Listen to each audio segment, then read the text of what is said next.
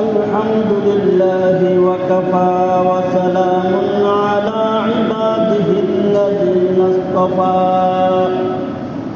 أما بعد فأعوذ بالله من الشيطان الرجيم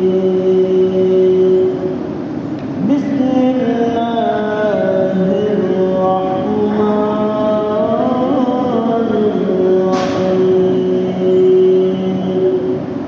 ولكل أمة جعلنا منسكا ليذكروا اسم الله على ما رزقهم من بهيمة الأنعام إلى آخر الآية. عن زيد بن أرقم رضي الله عنه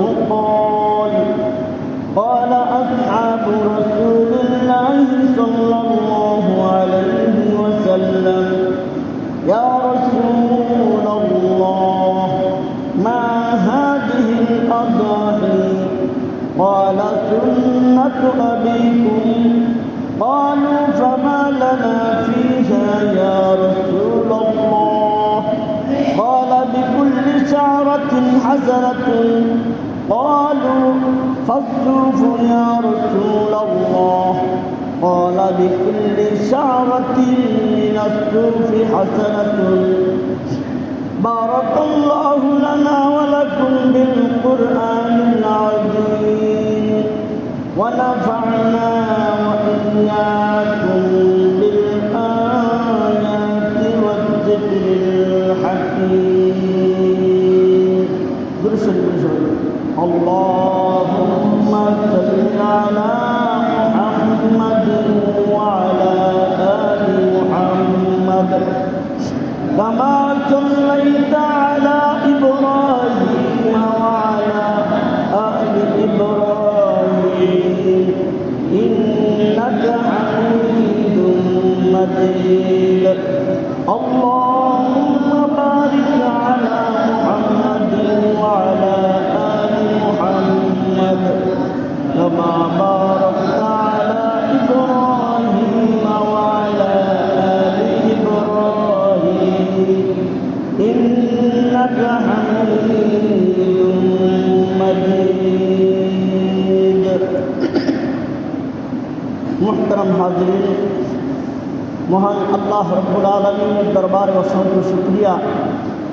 তিনি আমাদেরকে অত্যন্ত দয়া করে আজকে জুমার দিনে জুমার নামাজ আদায় করার পাশাপাশি কিছু দিনই আলোচনা করার জন্য, শোনার জন্য পৃথিবীর সর্বশ্রেষ্ঠ স্থান মসজিদে আসার এবং বসার তৌফিক দান করেছেন। এজন্য দিল থেকে কালিমাতার শুকর আদায় করে বলি আলহামদুলিল্লাহ। আগামীকালকে সারা বাংলাদেশে পবিত্র ঈদ উল আজহা তথা কুরবানি ঈদ পালিত হবে। কুরবানি কি জিনিস? কুরবানির এই প্রকার থেকে আসলো? কুরবানি করার দ্বারা আমাদের কি উপকার হাসিল হবে? কুরবানি করার কি নিয়ম? এই বিষয়গুলো সম্পর্কে মুখতাসার অর্থাৎ সংক্ষিপ্ত কিছু আলোচনা আপনাদের সামনে আমি রাখার চেষ্টা করব। আল্লাহ তাআলা আমাকে সঠিক জিনিসটা বলে বুঝাবার, আপনাদেরকেও সঠিক জিনিসটা শুনে আমল করার তৌফিক আল্লাহ তাআলা আমাদেরকে দান করেন। সকলে বলি আমিন। আমি একজন হাদিস আপনাদের সামনে তেলাওয়াত করেছি। হযরত যায়েদ ইবনে আরকাম রাদিয়াল্লাহু তাআলা আনহু থেকে বর্ণিত। তিনি বলেন, সাহাবায়ে কেরাম রিদওয়ানুল্লাহি তাআলা আলাইহিম আজমাইন তারা একদিন রাসূল আকরাম সাল্লাল্লাহু আলাইহি ওয়াসাল্লামের কাছে জিজ্ঞেস করলেন, মা হাযিহিল আদাহি? এই কুরবানি প্রথাটা কি জিনিস? রাসূল আকরাম সাল্লাল্লাহু আলাইহি ওয়াসাল্লাম সাহাবায়ে কেরামের প্রতি উত্তরে বললেন, এটা তোমাদের বাবা ইব্রাহিম আলাইহিস সালামের সুন্নত। আমাদের জাতির পিতাকে বলেন তো? ইব্রাহিম আলাইহিস সালাম। স্বয়ং আল্লাহ পাক রব্বুল আলামিন পবিত্র কোরআনে ঘোষণা করছেন, মিল্লাতা আবিকুম ইব্রাহিম, তোমাদের জাতির পিতা ইব্রাহিম আলাইহিস সালাম। তো রাসূল আকরাম সাল্লাল্লাহু আলাইহি ওয়াসাল্লাম বললেন, এই কুরবানি প্রথা তোমাদের পিতা ইব্রাহিম আলাইহিস সালামের সুন্নাত। সংক্ষিপ্ত আকারে ইতিহাসটা আপনাদের সামনে তুলে ধরছি, খেয়াল করবেন। হযরত ইব্রাহিম আলাইহিস সালাম বহু বছর যাবৎ নিঃসন্তান ছিলেন, ওনার কোনো সন্তানাদি ছিল না। একটা পর্যায়ে উনি এমন একটা বয়সে উপনীত হলেন যেই বয়সে সাধারণত সন্তানাদি হওয়াটা অসম্ভব, কিন্তু একজন আছেন যিনি সমস্ত অসম্ভবকে সম্ভব করতে পারেন। তিনি কে বলেন তো? আল্লাহ পাক রব্বুল আলামিন। হযরত ইব্রাহিম আলাইহিস সালামের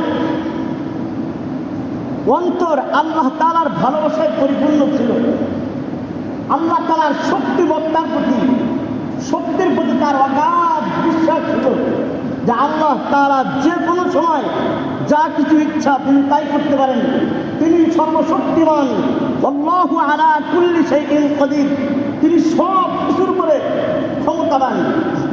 এই বিষয়ে হযরত ইব্রাহিম আলাইহিস সালামের দৃঢ় বিশ্বাস ছিল, আত্মবিশ্বাস ছিল। এজন্য তিনি বৃদ্ধ বয়সে উপনীত হয়েও আল্লাহ তাআলার প্রতি অগাধ বিশ্বাস নিয়ে তিনি আল্লাহ তাআলার কাছে দোয়া করলেন। দোয়াটা ছিল এরকম, আল্লাহ তাআলা পবিত্র কোরআনে বলছেন, রব্বি হাবলি মিনাস সালিহিন, হে আল্লাহ, হে আমার রব, আপনি আমাকে একজন নেককার সন্তান দান করুন। আর যখন কোনো মানুষ একাগ্র চিত্তে আল্লাহ তাআলাকে একদম ডাকতে থাকে, তা বান্দার ডাক দিতে দেরি হয়, কিন্তু আল্লাহ তাআলা তার বান্দার ডাকে সাড়া দিতে এক মুহূর্তের জন্য দেরি করেন না। আল্লাহ তাআলা নিজে বলেছেন পবিত্র কোরআনে, উদউনি আস্তাজিব লাকুম, বান্দা তুমি আমাকে ডাক দাও, আমি তোমার ডাকে সাড়া দিব। তো ইব্রাহিম আলাইহিস সালাম যখন আল্লাহ তাআলার কাছে দোয়া করলেন যে আমার রব, আমার প্রতিপালক, আমাকে একজন নেককার সন্তান দান করুন, আল্লাহ তাআলা ইব্রাহিম আলাইহিস সালামের জবাবে বললেন, ফাবাশশারনাহু বিগুলামিন হালিম। আল্লাহ তাআলা বলেন, আমি ইব্রাহিম আলাইহিস সালামকে একজন সহনশীল পুত্রের সুসংবাদ দিয়ে দিলাম। এতক্ষণের আলোচনার মধ্য দিয়ে একটা জিনিস বুঝে আসলো যে আমাদের সমাজেও বর্তমান কালেও অনেক মানুষের দেখা যায় সন্তানাদি হয় না, কি বলেন? এরকম আছে না এলাকায়? তো সন্তানাদি যদি না হয় আর সন্তানাদির দরকার হয়, তাহলে আমাদের আল্লাহর দরবারে যাওয়া উচিত না খাজার দরবারে যাওয়া উচিত? আপনারা বলেন, কার দরবারে যাওয়া উচিত? আল্লাহর দরবারে যাওয়া উচিত। আল্লাহ যদি না দেয় তাহলে কোনো খাজা সন্তান যেমন ক্ষমতা আছে, কি বলেন, আছে নাকি? এজন্য দরকার হলে কার দরবারে যেতে হবে? আল্লাহ তাআলার দরবারে।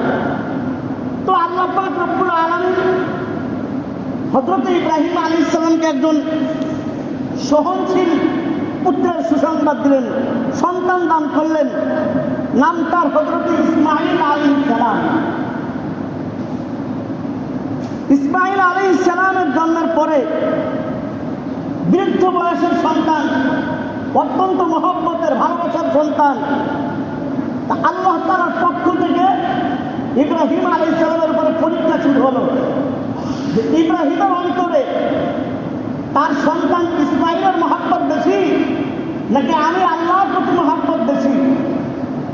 আল্লাহ তাআলা হুকুম জারি করলেন যে তুমি তোমার স্বীয় সন্তান এবং স্ত্রী হযরত হাজেরা আলাইহিস সালামকে মরু প্রান্তরে রেখে আসে।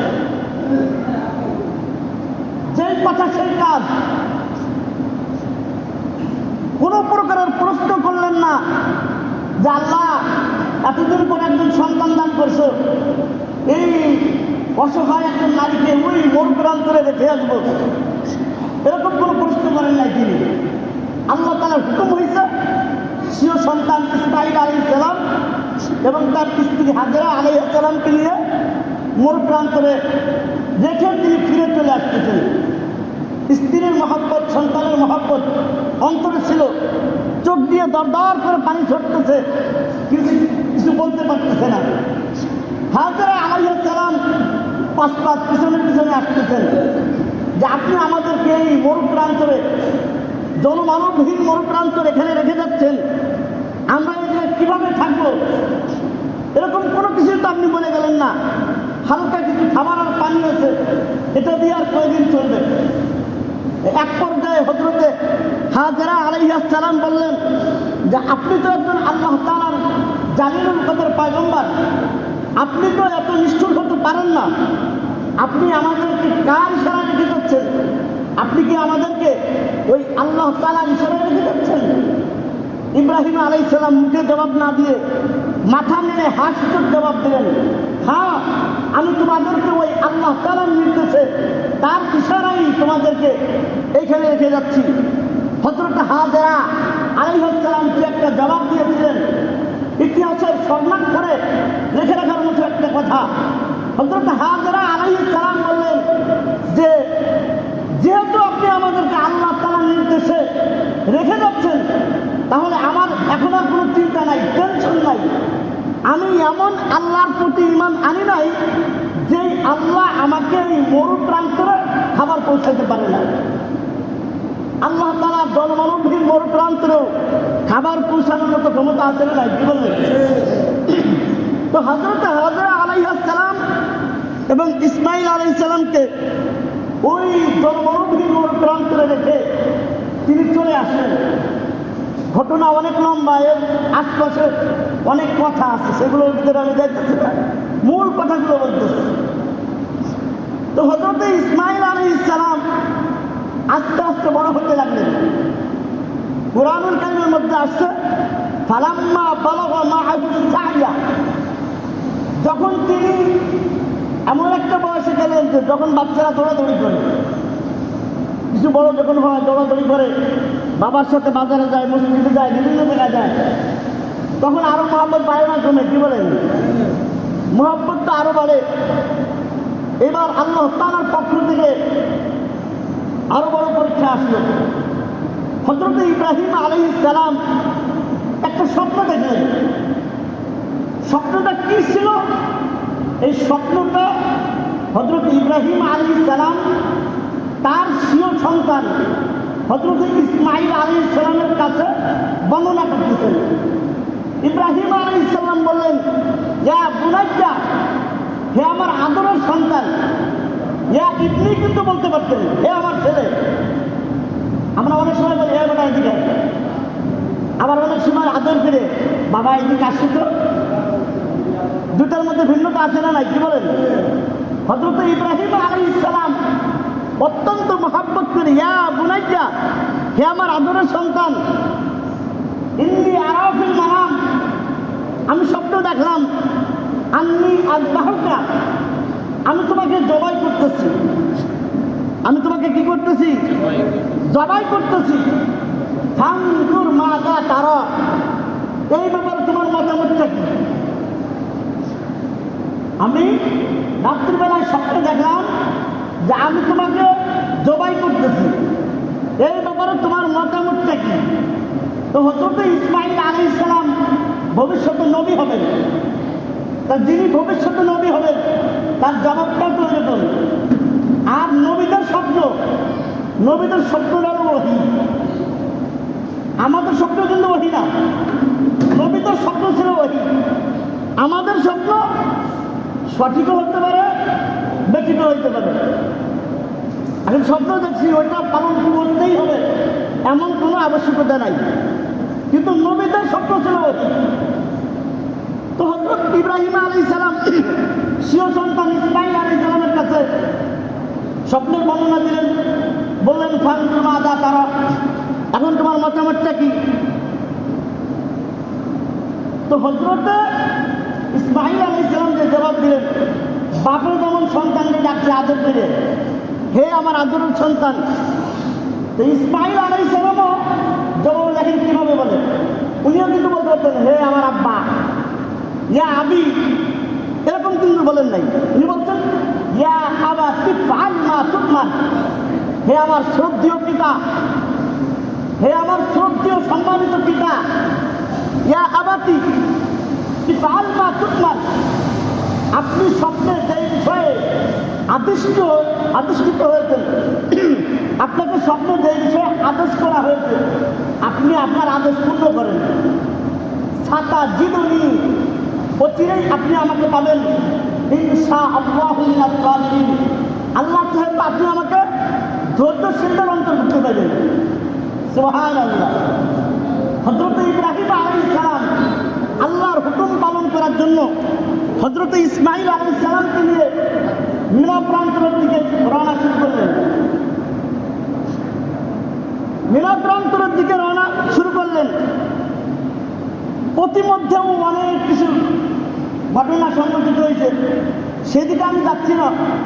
যখন বাপ বেটা উভয়ে মিনা প্রান্তরে কুরবানির স্থলে পৌঁছলেন, হযরত ইসমাঈল আলাইহিস সালাম তার বাবাকে কয়েকটা পরামর্শ দিলেন। এক নম্বর পরামর্শটা দিলেন, বাবা আপনি আমাকে আল্লাহর রাস্তায় কুরবানি করার আগে আমার হাত পাগুলো বেঁধে নেবেন, যাতে করে আমার নাড়াচাড়ার কারণে আপনার গায়ে না লাগে, বেয়াদবি না হয়। 2 নম্বর, আপনি আপনার চোখ দুটাকে বেঁধে নেবেন, যাতে করে আমি আপনার আদরের সন্তান আমার প্রতি আপনার মায়া রাখতে পারে, যাতে আল্লাহর হুকুম পালনের ক্ষেত্রে প্রতিবন্ধকতা সৃষ্টি করবে, এজন্য আপনার চোখ দুটাকে বেঁধে নেবেন। আর আমার জামাটা বাড়িতে ফিরিয়ে নিয়ে যাবেন, আমার মাকে দিয়ে দিবেন, যাতে করে আমার মা অন্তত পক্ষে কিছুটা হলেও সান্ত্বনা নিতে পারে।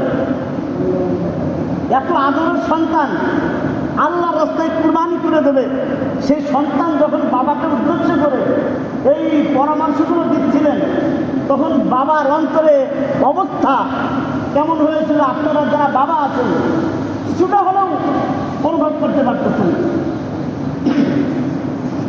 এরপরে হযরত ইসমাঈল আলাইহিস সালামকে জমিনে শোয়া দিলেন, ওয়াতাল্লাহু লিল জাবিন, জমিনে কাত করে শোয়া দিলেন। শোয়া দেওয়ার পর ছুরি চালানো শুরু করলেন, কিন্তু যতই ছুরি চালাচ্ছেন কিন্তু জবের হচ্ছে না। ইব্রাহিম আলাইহিস সালাম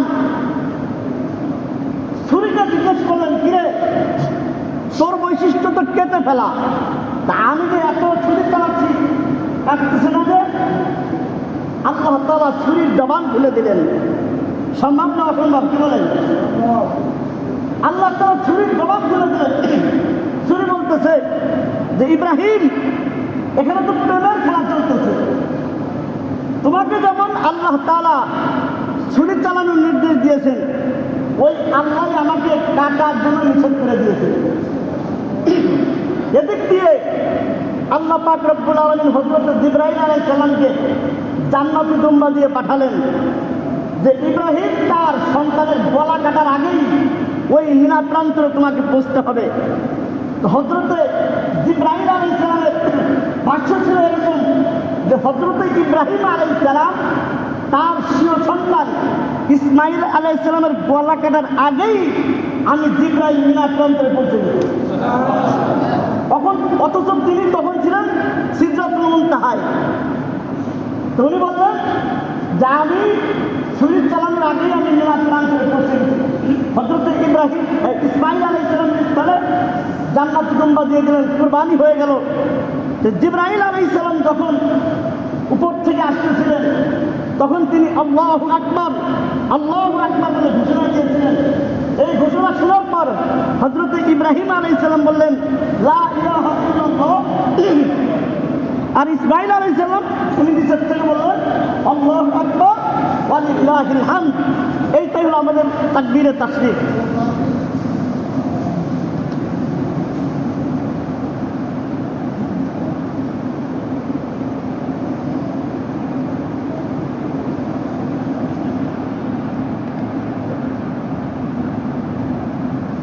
আজকে ফজরের নামাজ থেকে শুরু হয়েছে, আমরা তাকবীরে তাশরীফ করতেছি।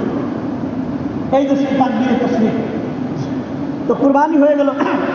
আল্লাহ তাআলার পক্ষ থেকে ঘোষণা আসলো, তার রুপিয়া, ইব্রাহিম তুমি তোমার স্বপ্নকে সত্য পরিণত করে দেখাই দিচ্ছ। এই হলো কুরবানির একটা সংক্ষিপ্ত ইতিহাস।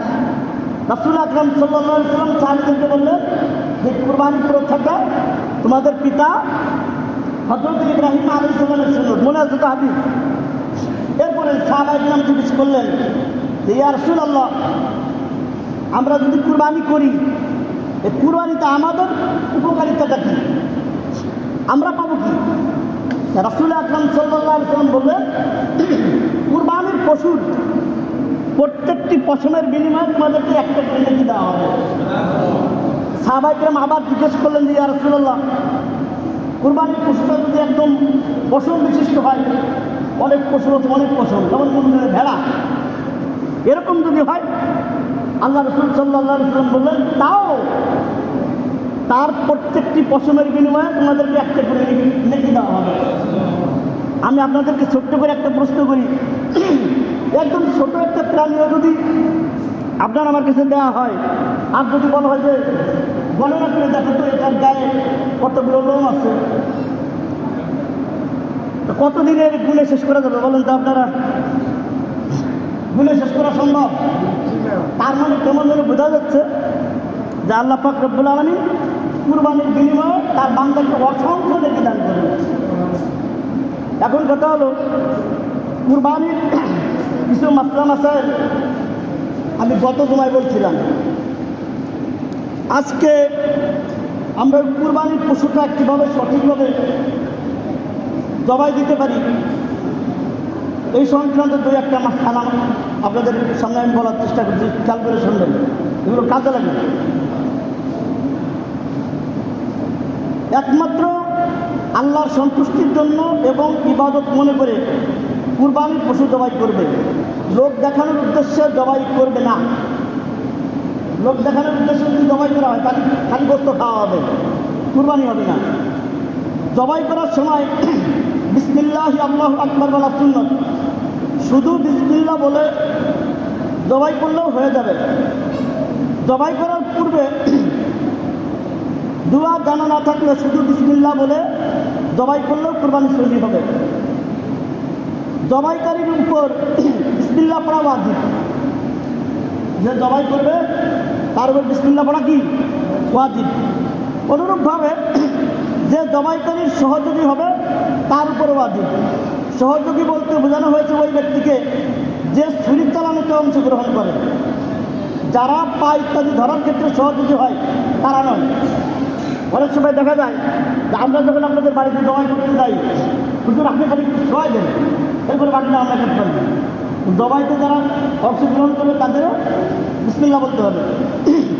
জবাই করার সময় পশুর মাথা শরীর থেকে পৃথক করে ফেলা মাকরুহ। পশুর মাথা শরীর থেকে পৃথক করে ফেলা কি মাকরুহ। জবাই দেওয়ার পূর্বে ভালোভাবে ছুরি ধার করে নেওয়া মুস্তাহাব, যাতে পশুর অতিরিক্ত কষ্ট না হয়। আমরা ইনশাআল্লাহ ছুরি ভালো করে ধার করে নিয়ে যাবো। অনেক সময় দেখা যায় আপনারা ভালো করে ধরতে পারেন না, দোষটা আমাদের সবাই দেন, ছুরিটা ভালো করে ধারেন, অথচ আপনারা এখানে ধরতে পারেন না, মাথা ধরার আগে জমা হয়। এই বিষয়ে খেয়াল রাখবেন। জবাইকৃত পশু নিস্তেজ হওয়ার পূর্বে হাত পায়ের চামড়া খসানো বা রক কাটা ঘরমটকানো করা হয়ে থাকে। এখন হাতটা বের হয় নাই, ছাটাছাটি করতেছে। অনেক সময় দেখা যায় তাড়াতাড়ি কাজ করার জন্য রক্ত কেটে ফেলে, এমনটা করা যাবে না। জবাই করতে খাদ্যনালী, শ্বাসনালী ও গলার দুই পাশের দুটি রড কাটতে হয়। অবশ্যই এই চারটির যে কোনো তিনটি কাটা গেলে জবাই সহি হয়ে যাবে। তিনটির কম কাটা গেলে জবাই সহি হবে না।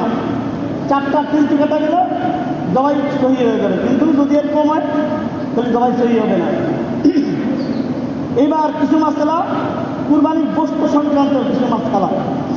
কুরবানির গোশত কুরবানি দাতা, তার পরিবার পরিজন, আত্মীয় স্বজন এবং গরিব মিসকিন সবাই খেতে পারবে। উত্তম তরিকা হলো 3 ভাগ করে 1 ভাগ নিজের জন্য রাখা, 1 ভাগ আত্মীয় স্বজনকে দেওয়া ও 1 ভাগ গরিব মিসকিনদেরকে দান করা। এই মাসলাটা আমাদেরকে অনেক ইজি যায়, যে একা যদি খাওয়া যায় একা খাইতে পারবে, তাতে কুরবানিতে কোনো অসুবিধা হবে না, কিন্তু এটা অমানবিক একটা কাজ হবে। বছরে একটা দিন আপনি কুরবানি দিচ্ছেন, আল্লাহ আপনাকে তৌফিক দিচ্ছে, আপনার বাড়ির কাছে অনেকদিন কুরবানি দিতে পারেন। এই জন্য গরিব মিসকিন যারা আছে অসহায় তাদের প্রতিও খেয়াল রাখেন। আরেকটা মশলা খুব গুরুত্বপূর্ণ, মান্যতের কুরবানি ও মৃত ব্যক্তির ওসিয়তকৃত কুরবানি হলে, এটা হলো মান্যত করা যে আমার যদি এই চেষ্টা হয়ে যায় তাহলে আমি একটা কুরবানি দেবো। অথবা মনে করেন যে আপনার আমার বাবা মা মারা যাওয়ার সময় কাছে বাজান আমার মনে একটা কুরবানি দিয়ে দিও, এরকম যদি হয় তাহলে তার গোষ্ঠ গরিব মিসকিনদের মাঝে বন্টন করে দেওয়া উচিত। মান্যতের কুরবানি আর একটা হলো ওসিয়তকৃত কুরবানি, এটার গোষ্ঠ সবাই খেতে পারবে না, গরিব মিসকিনদের মাঝে বন্টন করে দিতে হবে। কুরবানির গোষ্ঠ খুর বা চামড়া পারিশ্রমিক হিসেবে দেওয়া না যায়। আপনার গোষ্ঠ গরু বানানোর জন্য আপনি শ্রমিক নিযুক্ত করছেন, এদেরকে বিনিময় হিসেবে কুরবানির গোষ্ঠ খুর মাথায় করে দিতে পারবেন না, তার জন্য আলাদা তার পারিশ্রমিক নির্ধারণ করতে হবে। কুরবানি সহ অন্যান্য হালাল প্রাণীর কয়েকটি জিনিস খাওয়া নিষেধ। 1 নম্বর প্রবাহিত রক্ত, 2 নম্বর পুরুষলিঙ্গ, 3 নম্বর স্ত্রীলিঙ্গ, 4 নম্বর অন্ডকোষ। বলতে লজ্জা হয়, কিন্তু অনেক মানুষ আছে এই সম্পদগুলো তারা ফেলা করতে না, এগুলো গুণা করে খেয়াল হয়, কিন্তু খাওয়াটা না যায় জায়েজ নাই। আল্লাহ আমাদেরকে ইবাদত করুন। মূত্রথলি, পিত্তথলি, গিলটি, গোস্তের মাঝের চর্বি আবৃত শক্ত গোস্তপিণ্ড এগুলো খাওয়া যাবে না। খারাপ মগজ, মেরুদণ্ডের হাড়ের ভিতরের সাদা রগ এগুলো খাওয়া যাবে না। কুরবানির চামড়া সম্পর্কিত কিছু মশলা। কুরবানির গোস্ত আর চামড়ার একই হুকুম। গোস্তের ন্যায় চামড়াও শুকিয়ে কিংবা প্রক্রিয়াজাত করে নিজে ব্যবহার করা বা অন্যকে দান করা যাবে। আপনি চামড়া একদম শুকাইয়া প্রক্রিয়াজাত করে নিজে ব্যবহার করতেছেন বা অন্যদের দান করে দিচ্ছেন, এটা করতে পারবেন। শরীয়তের আসল হুকুম হলো কুরবানির পশুর গোস্তের ন্যায় চামড়াও বিক্রি না করা। যদি বিক্রি করে দেয় বিক্রয়লব্ধ টাকা গরিব ও ইয়াতীম মিসকিনদেরকে দান করে দেওয়া জরুরি। আপনি চামড়া বেঁচে বলছেন, এই মূল্য এখন আর আপনার খাওয়া যায় না, এখন অবশ্যই আপনাকে এই মূল্য গরিব মিসকিনদের মধ্যে দান করে দিতে হবে। শরীর থেকে আলাদা করার পূর্বে পশুর চামড়া বিক্রি করা যায় নাই, এখনও সুযোগ শেষ করতে পারেন নাই। বিভিন্ন লোকজন কেনার জন্য ওই দিন নেমে যায়, বেচা এরকম যায় নাই। যে সকল মাদ্রাসায় ইয়াতীম গরিব মিসকিন ও অসহায় ছাত্ররা দ্বীন ইলম শিক্ষা করছে এবং তাদের ব্যয় নির্বাহ যাকাত, ফিতরা ইত্যাদি দ্বারা করা হয়, এ সকল তালিবে ইলমদের ব্যয় নির্বাহ করার জন্য যাকাত, ফিতরা, কুরবানির পশুর চামড়া বা বিক্রয়লব্ধ টাকা দেওয়া সবচেয়ে উত্তম। এতে সৎকার সওয়াবের পাশাপাশি ইলমে দ্বীন শিক্ষার ক্ষেত্রে সহযোগিতা করারও সওয়াব পাওয়া যায়, যাকে সৎকায়ে জারিয়া বলা হয়। আর যার সওয়াব কখনো বন্ধ হয় না, কিয়ামত পর্যন্ত জারি থাকে। এই সংক্ষিপ্ত কিছু মাসআলা আপনাদের সামনে বললাম। আরও যদি প্রয়োজন হয় সেটার জন্য যোগাযোগ করবেন। সর্বশেষ যেই আকুল আবেদনটা আপনাদের সামনে রাখতে চাই, এই যে আপনাদের পিছনে একটা মাদ্রাসা আছে, আমাদের মাদ্রাসা আপনারা যারা জানেন তো জানেনই যে দিন দিন আমরা লেখাপড়া বা অন্যান্য সব কিছুর দিক দিয়েই উন্নতির দিকে যাইতেছি।